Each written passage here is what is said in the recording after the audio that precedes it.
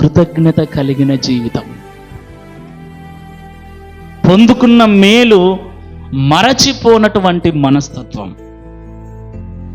చులకనగా మాట్లాడకండి. వారికి అప్పుడు ఉందో లేదో, ఏ పరిస్థితుల్లో సహాయం చేశారో, ఏ ఆలోచనతో సహాయం చేశారో, ఆ సహాయం వలన ఈరోజు నీ స్థితి, నా స్థితి మారింది. అంటే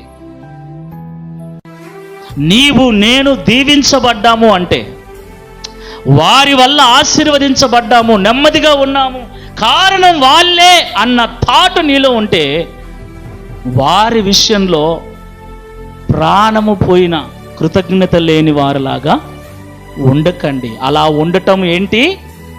నేరము. మేలు మర్చిపోవటం నేరము, తప్పు.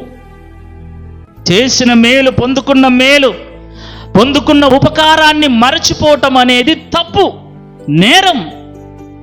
మరలా జ్ఞాపకం చేసుకోవటం మంచిది. అప్పటికే అన్ని సంవత్సరాలు యోసేపు నరకయాతన అనుభవించాడు చెరసాలలో.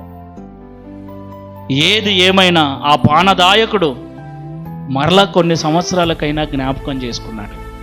కాబట్టి మరచిపోయి ఉంటే, ఎవరైనా చేసిన మేలు మరచిపోయి కన్ను మిన్ను గానక మాట్లాడుతూ ఉంటే, కాస్త గుర్తు చేసుకొని కృతజ్ఞత కలిగిన జీవితాన్ని జీవించటం ఆశీర్వాదకరమని దేవుని వాక్యం సెలవిస్తుంది. Praise the lord. హల్లెలూయా.